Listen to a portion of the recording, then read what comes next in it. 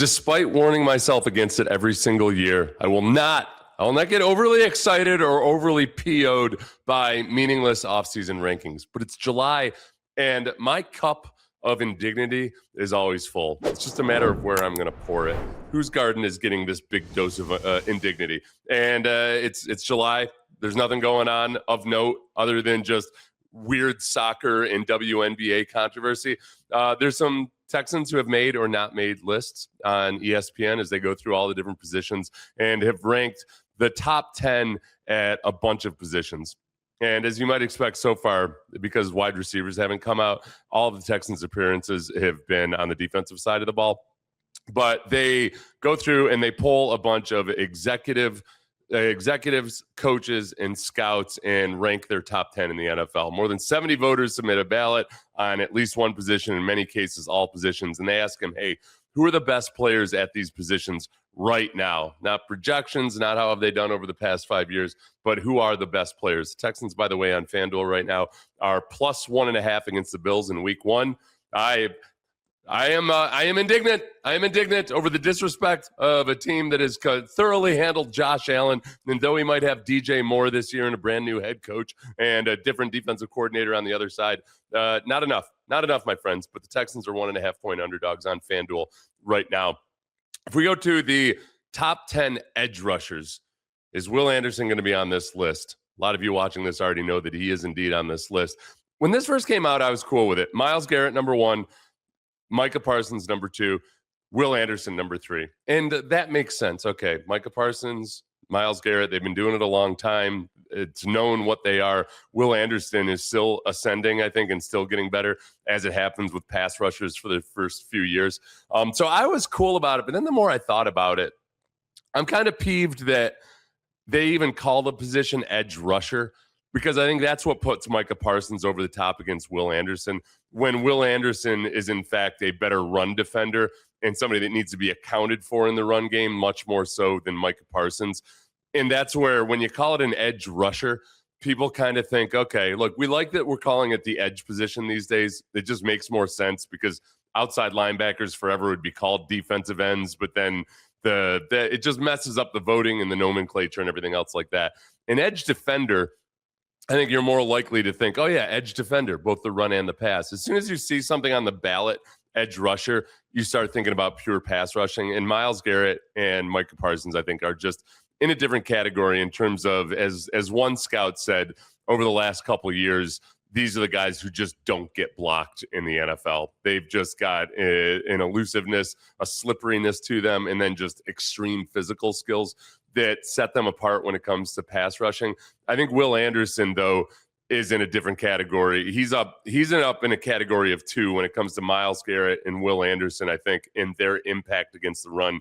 Max Crosby, I would actually also, who's number 4 on this list, I would include him on that group of guys where maybe some of the contributions they make in the run game aren't focused on as much, but should be. We saw those tackles for a loss against the Texans with Max Crosby. But if we look at the quotes from some of these anonymous scouts and executive types about Will Anderson, I still feel he's underrated to a degree. True 3-down force multiplier who demands attention and has the rare ability to elevate the play of teammates. And that part, the force multiplier part, we love. I think that, look, you see that defensive line operate partly because, yes, Will Anderson and Danielle Hunter are careening off the edges. We'll get to where Danielle Hunter is on this list in a minute. But I do think that I got to give credit to Rod Wright and Matt Burke also for the way they coach these guys. I think that it's tempting to say, well, okay, Sheldon Rankins or Tommy Togiai or whomever looks a lot better when they've got those guys on the edges. Yes, that's true. But also those guys do a really good job of being disciplined pass rushers. And when you look through and watch a lot of Danielle Hunter and Will Anderson sacks this year, you'll see a certain number of them are when they've got a good rush going, but the defensive line gets pushed up the middle and the quarterback escapes the pocket. And that's when either Will Anderson or Danielle Hunter or Derek Barnett or Danico Autry might wrangle them in. And I think the Texans defensive tackles are underrated in their ability to get push in the pocket.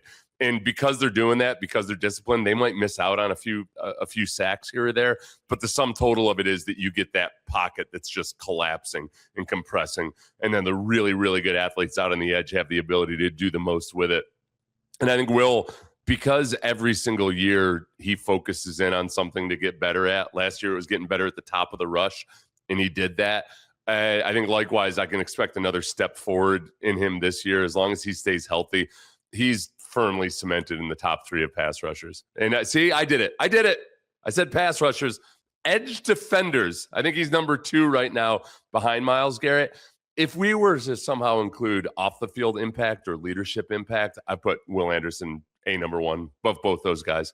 Myles Garrett and Micah Parsons do not have the same reputation, almost that blue collar feel that Will Anderson has, and just his extreme mentality about doing right by the team. And, we saw the absence of comments from Browns defensive players about Myles Garrett getting traded away, the absence of gushing praise about him. Part of that is like, hey, you got to be careful. You don't want to act like your team just made a bad move or whatever. But I thought that was kind of notable. Whereas if the Texans traded away Will Anderson, like for multiple reasons, obviously that would be dumb. But the comments really would be a lot of just what Will Anderson means to that team. I would go back to much different situation, much less competitive team. But going into 2005, when we chose to part ways with Aaron Glenn, that was as a player, that was a tough one for me because I felt like Aaron Glenn was one of those genuine bona fide leaders in the NFL, and that you lose a lot more than just his play on the field when you decide to move on from an older player. You got to be sure you're filling in from the bottom with other guys who are like Aaron Glenn, and I don't think we had as many of those guys on that team.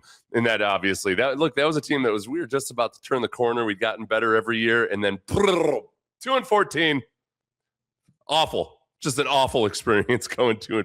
I wouldn't wish that upon anybody, going 2-14. There's worse things in life, but from a football standpoint, that was pretty bad. Another couple quotes about Will Anderson. I still feel like he's underrated to a degree.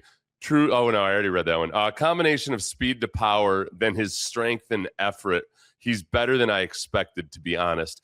And I've seen that quote from a few different guys in different articles about, scouts or executives will fess up to saying, you know what, I didn't really think he was going to become this. I didn't know that he's going to be this good, because there are a lot of guys in the NFL who have fit the same profile as Will Anderson. All right, size, speed, hustle, runs around, makes a lot of plays in college, but is not very polished as a pass rusher. And what people will say is, man, like, you can't just project a guy that runs around a lot and is extremely active on a really good defense in college and say that he's going to do that in the NFL.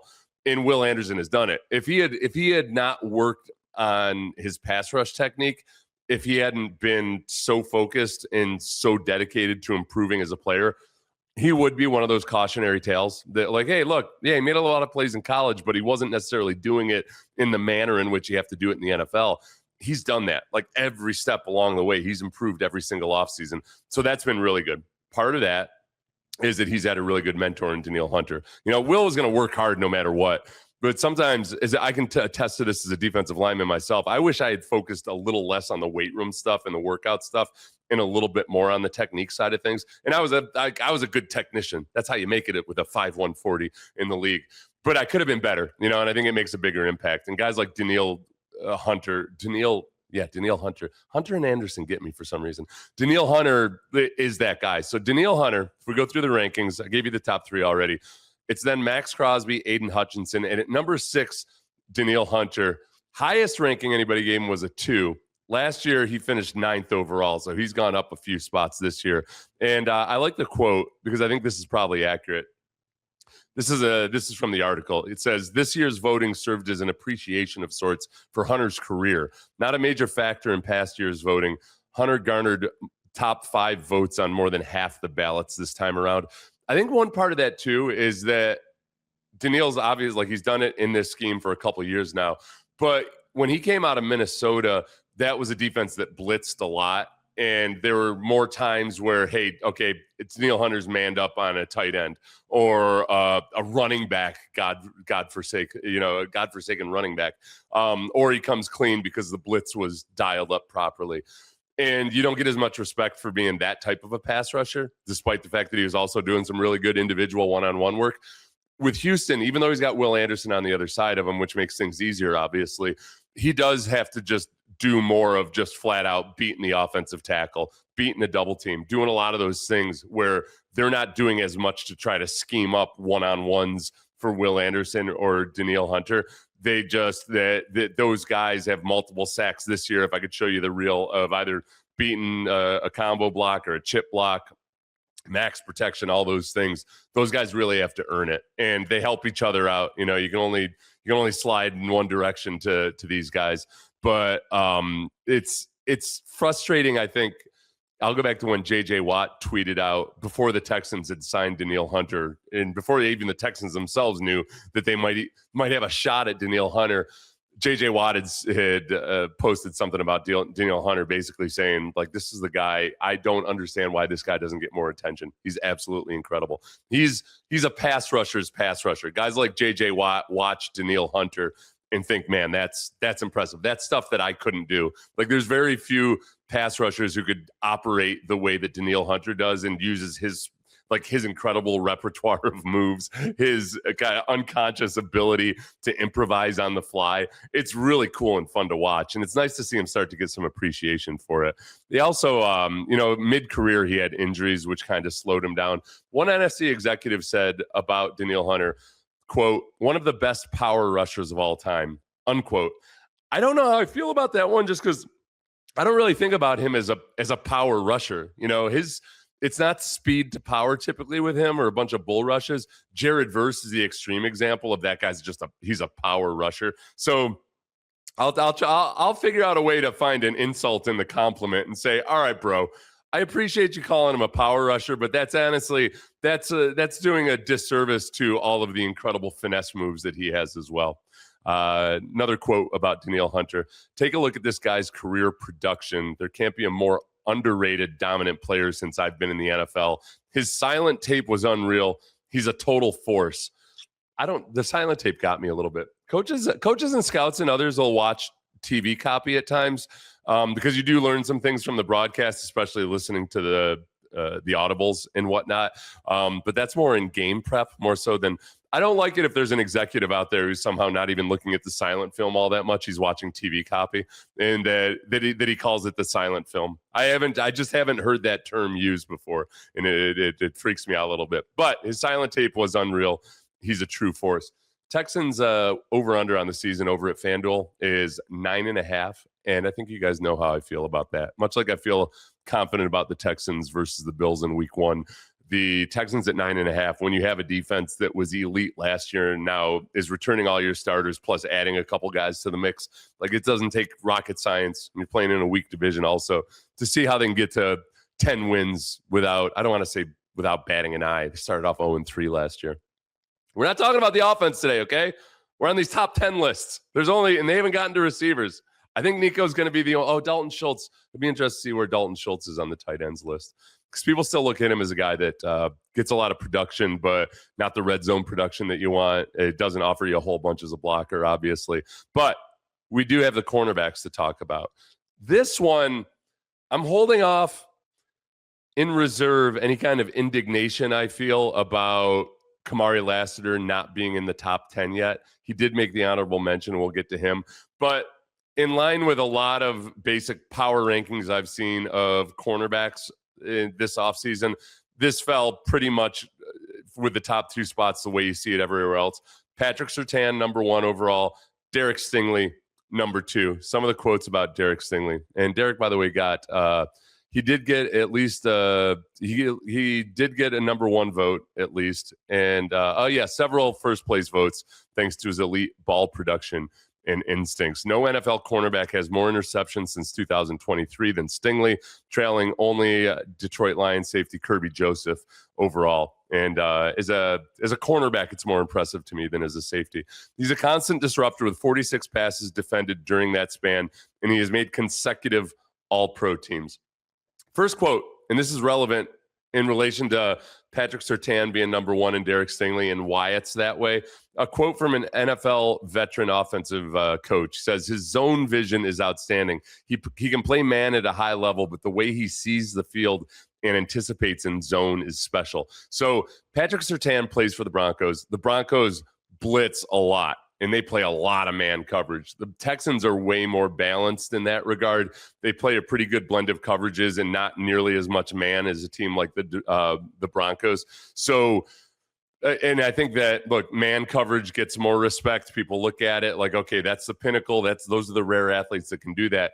Stingley does that at an extremely high level, but the defense doesn't demand or require that he do it. Whereas the Broncos, their whole defense would fall apart if Patrick Surtain wasn't as good as he was. As much as they blitz, I think people look at the Broncos and I look at it as, yeah, this is a defense that works because you get elite cornerback play.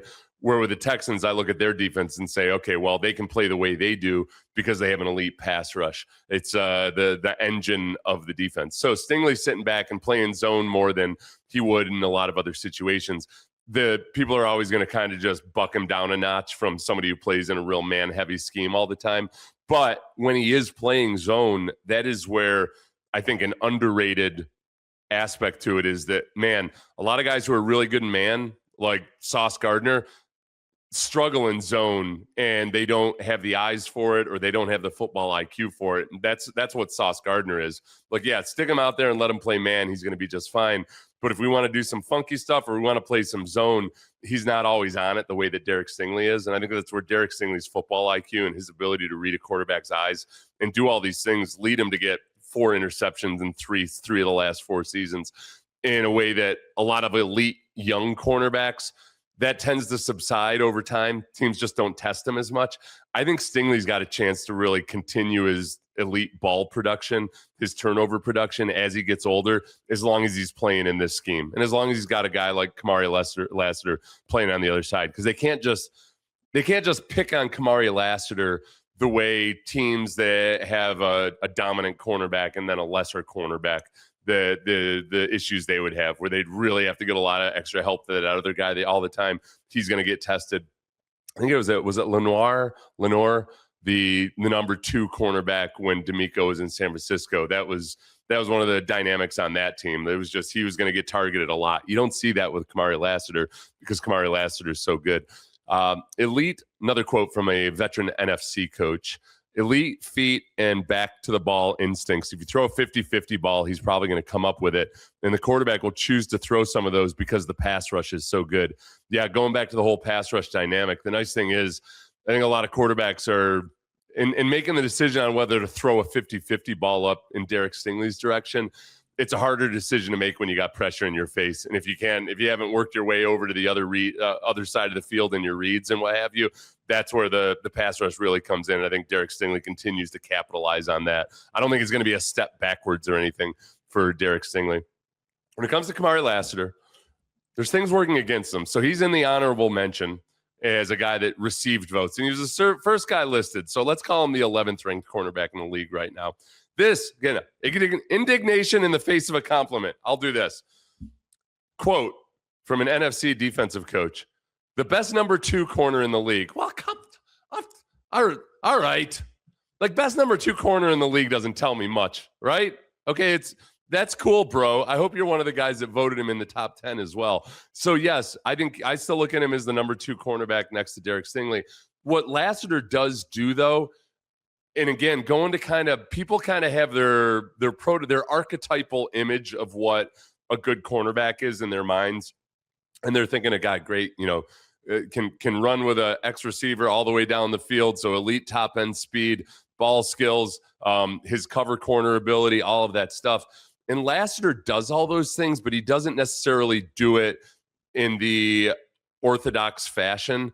So because he's so good at understanding when the ball is going to arrive, reading wide receivers' hands and eyes, and sometimes if he's beat by a half step, it doesn't matter because he's so good at breaking up the pass that I feel like he still gets docked for his speed when his speed isn't actually hurting him. And we know that his 40 time was bogus back in the day and everything. I'm not talking about that. He's plenty fast enough. I know he doesn't necessarily have those elite physical traits, but the other side of it too is look, we just talked about this. The Texans play a healthy amount of zone. They're not a super man-heavy defense. And if you got corners who are playing in zone, you really, really want and need those guys to be able to come up and play the run.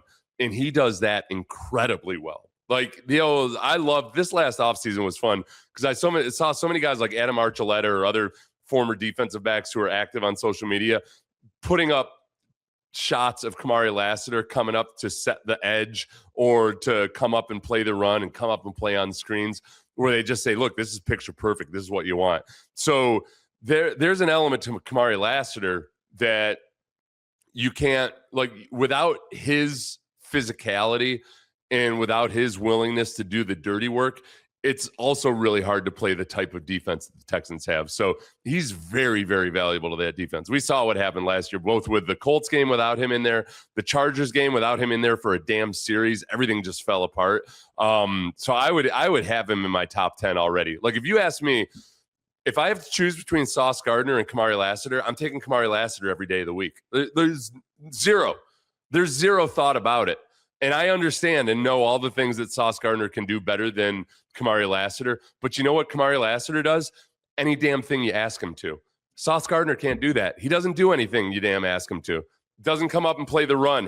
Doesn't seem to have an appetite for coming up and playing the run, or sometimes even making a tackle after the catch when he's in pass coverage. So just the sheer appetite for violence with Kamari Lassiter vaults him up way above guys that only want to go out there and just and be a coverage dude and nothing more.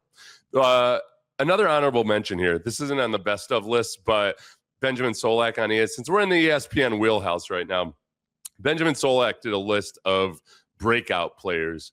And I know that Benjamin Solak, I think he's a fan of the Texans. I think he's got a higher estimation of the Texans and CJ Stroud than a lot of other people do. He named Calen Bullock.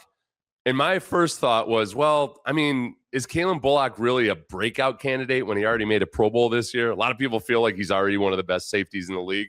Benjamin Solak, to his credit, said Bullock is fresh off a Pro Bowl appearance after just 2 seasons in the league. So he's perhaps already too prolific to be called a breakout candidate. But how many NFL fans would list him when naming the stars of the Texans defense? That's a good point. The casual NFL fan is going to tune into a broadcast and they are going to have video packages set up and the commentators are going to be all prepped on Will Anderson, Danielle Hunter, these guys that we're talking about, Derek Stingley and Kamari Lassiter, maybe a little something about Aziz Al-Shaair because it's an awesome story and he seems to have flipped the tables on his public perception to an extreme degree. But Calen Bullock is that guy that all of a sudden the Troy Aikman's got to explain, oh yeah, that guy that just showed up out of nowhere and snatched the ball in front of a receiver who looked like he was wide open, that's Calen Bullock. He's known for that. Very, very fast, very rangy. One of the things that's exciting about Calen Bullock this year is that he was a young player last year. He was still a second-year player playing next to a rotating cast of characters at safety who are either rookies or new to the squad or getting released after 3 games because they botched so many protections and were finger pointing everywhere else, or because they were wearing an ankle bracelet during training camp. It was a mess. It was a mess. And you had a guy in Calen Bullock who's still a young player trying to figure out the NFL, doing a great job of it, but it's different than having veteran dudes back there. So the fun thing about Bullock this year is that with Reed Blankenship back there, now they can, they can show some single high looks, and sometimes it'll be Reed Blankenship down in the box. Sometimes it'll be Calen Bullock. They can disguise a little bit more because you got 5 veteran defensive backs back there, and I think they're really much in the same way they figured out exactly how to use Jalen Petrie. I think this year they can work on figuring out exactly how to use Calen Bullock, and it's been really good already, but it could be that much better. So I'm excited about that. We've got these positions still coming up, and I was trying to figure out which players might make it that aren't on there already. If I bring it up, I'll tell you. Okay, they already did running backs, and I don't recall seeing David Montgomery on there.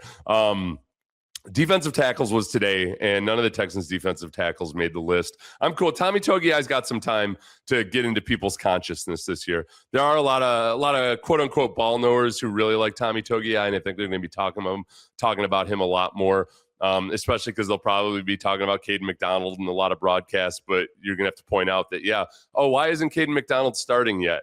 Because Tommy Togiai is really good. You know, it's not a bad thing if Cade McDonald isn't a starting defensive tackle in week 1, because they've already got some damn good defensive tackles there.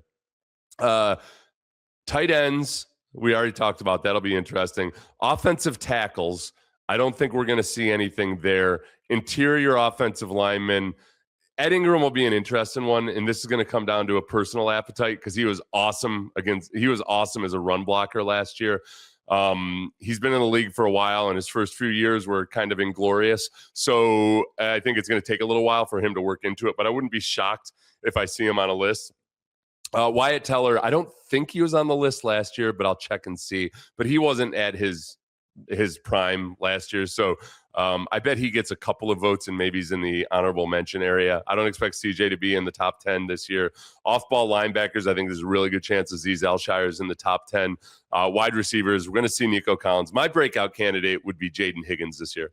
So if I were to do Benjamin Solak's article, I would say Jaden Higgins. And I'm not saying that he's all of a sudden going to be one of the best receivers in the league, but I think there's a real good chance that when you start seeing next year's offseason lists of who's got the best wide receiver room, they're going to point to Jaden Higgins and say, wow, it's hard to find a number 2 receiver like this on a lot of teams in the NFL. And especially, and I should go backwards. That depends on where Tank Dell is and what we see out of Tank Dell. So that's and Jalen Noel, obviously, I would put there too. But I think the wide receivers, Tank Dell would be the comeback player of the year by an easy margin. If Tank Dell comes back and ends up looking great and putting up production similar to what he had his rookie year, he'll be comeback player of the year. Remember, they changed the criteria a little bit, because when Joe Flacco won it a couple years ago, people were like, "Whoa, this is nothing inspirational about a guy coming back by sitting on the couch and then getting a call late in the year." And then safeties. So safeties will be interesting. I expect to see Calen Bullock way higher than a lot of the masses would expect to see Calen Bullock, because all the film watchers that I talk to or listen to or watch, like, they are very high on Calen Bullock. So there we have it. More lists to come until training camp blessedly begins. Thanks to FanDuel for sponsoring the Believe in Texans podcast. If you enjoyed it, please like and subscribe, tell a friend. And the best way to get more Texans fans into this little arena here is just give it an old like and subscribe. Helps the algorithm out. Thanks, everybody. Have a great day.